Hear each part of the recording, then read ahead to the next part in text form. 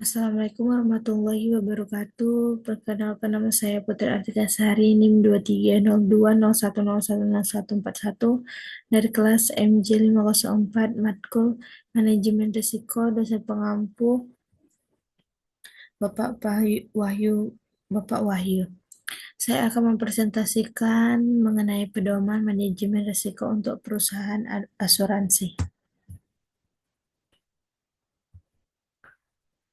Adapun beberapa yang terkait yaitu perkenalan, ketentuan umum, standar penerapan manajemen risiko untuk ekspansi bisnis, ketentuan lain-lain, dan kesimpulan. Yang pertama adalah perkenalan. Perkenalan ke-1 yaitu penerapan manajemen risiko sangat penting bagi perusahaan asuransi, asuransi syariah, asuransi, dan reasuransi syariah. Hal ini bertujuan untuk memastikan pengelolaan risiko dilakukan dengan efektif agar perusahaan mampu menghadap potensi kerugian yang tidak dapat dikendalikan. Kedua, dengan adanya pedoman dari OJK, perusahaan-perusahaan ini diharuskan memiliki struktur organisasi yang mendukung manajemen risiko, termasuk komite manajemen risiko, agar dapat mengidentifikasi, mengukur, mengendalikan, dan memantau risiko secara reintegrasi. Yang nomor 3 adalah penerapannya. Semua kebijakan dan proses manajemen risiko perlu disesuaikan dengan tingkat risiko yang akan diambil perusahaan atau risk appetite atau toleransi risiko, risiko toleran, serta profil risiko sehingga dapat menunjang keberlangsungan bisnis. Selanjutnya, tentang ketentuan umum. Definisi perusahaan. 1. Ruang lingkup perusahaan mencakup perusahaan asuransi umum, asuransi jiwa, asuransi syariah, reasuransi, dan reasuransi syariah. Yang kedua, perusahaan asuransi meliputi penyelenggaraan berdasarkan prinsip syariah untuk sebagian dari kegiatannya. Yang ketiga, perusahaan reasuransi melibatkan usaha reasuransi secara umum dan syariah, termasuk penyelenggaraan sebagian usahanya berdasarkan prinsip tersebut. Yang keempat, perusahaan reasuransi syariah berfokus pada pemenuhan usaha reasuransi sesuai prinsip-prinsip syariah. Selanjutnya, definisi risiko. Risiko strategis mencakup potensi kerugian akibat pengambilan atau pelaksanaan keputusan strategis yang tidak tepat serta kegagalan mengantisipasi perubahan lingkungan bisnis. Risiko operasionalnya adalah hasil dari ketidakcukupan proses internal, kesalahan manusia, kegagalan sistem, atau dampak dari peristiwa eksternal.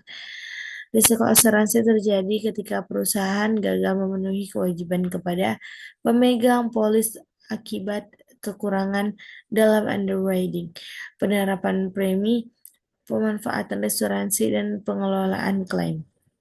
Selanjutnya ada definisi risiko. Risiko hukum melibatkan konsekuensi negatif dari tuntutan hukum dan kelemahan aspek hukum merupakan perusahaan yang merugikan bisnis. Risiko reputasi terjadi ketika persepsi negatif menurunkan tingkat kepercayaan pemangku kepentingan terhadap perusahaan. Selanjutnya, peran dan tanggung jawab. Direksi pemimpin pengurusan perusahaan menetapkan kebijakan strategis, mengelola eksposur risiko, dan memastikan proses mitigasi risiko yang konsisten pada setiap jenjang organisasi. Dewan Komisaris bertugas melakukan pengawasan umum atau khusus dan mengevaluasi efektivitas penerapan akibat manajemen risiko secara berkala. Dewan Pengawas Syariah memastikan kepatuhan terhadap prinsip syariah dalam pelaksanaan operasional dan memberikan nasihat kepada direksi dalam penerapan manajemen risiko. Selanjutnya, standar penerapan manajemen risiko. Strategis dan prosedur manajemen risiko, pembuatan strategis dan kebijakan tertulis. Perusahaan ini harus memiliki dokumen tertulis tentang strategis dan kebijakan manajemen risiko yang dirancang sesuai dengan kompleksitas bisnis dan risiko yang dihadapi. Pendekatan adaptif terhadap perubahan. Perusahaan harus menerapkan pendekatan fleksibel terhadap perubahan dalam lingkungan bisnis yang dapat mengaruhi exposure risiko. Komunitas struktur internal. Strategi manajemen risiko harus dikomunikasikan kepada seluruh lapisan organisasi untuk memastikan keseluruhan tujuan. Selanjutnya, struktur manajemen pengawasan. Manajemen risiko, risiko pasar, dan likuiditas atau ALM. Memantau pengendalian pelaporan berkala atas Kopasar PPA terhadap risiko suku bunga dan nilai tukar, serta uang kesenangan kewajiban aset fisika konsentrasi portofolio. Penyusunan organisasi berorientasi risiko. Struktur organisasi harus memungkinkan identifikasi dan pengelolaan risiko dengan jelas di setiap tingkatan fungsi perusahaan. Komite risiko independen. Perusahaan wajib membentuk komite pengawasan risiko yang independen serta memastikan terintegrasi dengan fungsi operasional. Pembagian fungsi kerja yang spesifik. Ada kejelasan tanggungan jawab antara fungsi bisnis, pengelolaan risiko, dan pengendalian internal guna meminimalkan konflik kepentingan. Selanjutnya, proses manajemen risiko.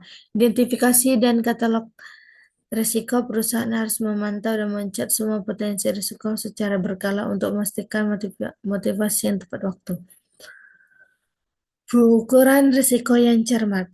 Pengukuran risiko dilakukan menggunakan metode kuantitatif dan kualitatif, memastikan semua jenis risiko dianalisis secara mendalam. Pemanfaatan berkala. Pemantauan dilakukan secara struktur untuk menjaga konsisten antara aktivitas bisnis dan prosedur mitigasi risiko. Standar untuk manajemen risiko spesifik. Penanganan risiko strategis fokus pada analisis perubahan bisnis eksternal secara kebijakan pemerintah dan teknologi dalam menyusun secara mitigasi. Mitigasi risiko operasional termasuk langkah preventif terhadap kegagalan sistem, kesalahan manusia, atau proses internal yang tidak memadai. Strategi untuk risiko reputasi, penempatan komunikasi efektif, dan penanganan langsung untuk mengatasi persepsi negatif dari pihak-pihak terkait. Selanjutnya, manajemen risiko untuk ekspansi bisnis. Definisi ekspansi bisnis, identifikasi aktivitas baru. Yang ekspansor bisnis mencakup pengenalan produksi asuransi baru. Ini usaha baru atau bentuk kerjasama yang belum pernah dilakukan sebelumnya. Kedua, ada risiko melekat. Setiap aktivitas ekspansi bisnis membawa potensi risiko tertentu seperti risiko strategis, operasional, dan pasar yang perlu diidentifikasi. Nomor 3, implikasi jangka panjang. Perusahaan perlu memperhitungkan dampak ekspansi bisnis terhadap struktur organisasi keuangan serta keberlanjutan usaha. Mitigasi risiko untuk perubahan bisnis. Penyesuaian strategis penting untuk menerapkan strategi bisnis dan fleksibel sesuai dengan perkembangan dasar dan risiko yang teridentifikasi. 2, kebijakan tertulis yang jelas. Perusahaan yang harus memiliki kebijakan yang menguraikan metode mitigasi risiko, termasuk tingkat toleransi risiko dan langkah-langkah kontingensi. 3, pemantauan berkala, melakukan pengawasan rutin terhadap eksekusi strategi dan dampaknya untuk memastikan risiko yang muncul dapat ditangani secara efektif. Yang 5, ketentuan lain-lain. Revisi dan pembaruan. Evaluasi strategis. Perusahaan wajib mengevaluasi setiap strategi manajemen risiko untuk memastikan bahwa kebijakan yang diterapkan relevan dengan perubahan lingkungan pasar dan peraturan OJK yang berlaku. Perubahan regulasi meninjau pembaruan regulasi risiko yang disesuaikan dengan tuntutan regulasi tersebut, meningkatkan rekasibilitas dalam pelaksanaan kontrol risiko, monitoring berkala, melakukan inspeksi dan monitoring dalam memastikan relevan dan efektivitas kebijakan terhadap kondisi perusahaan terkini.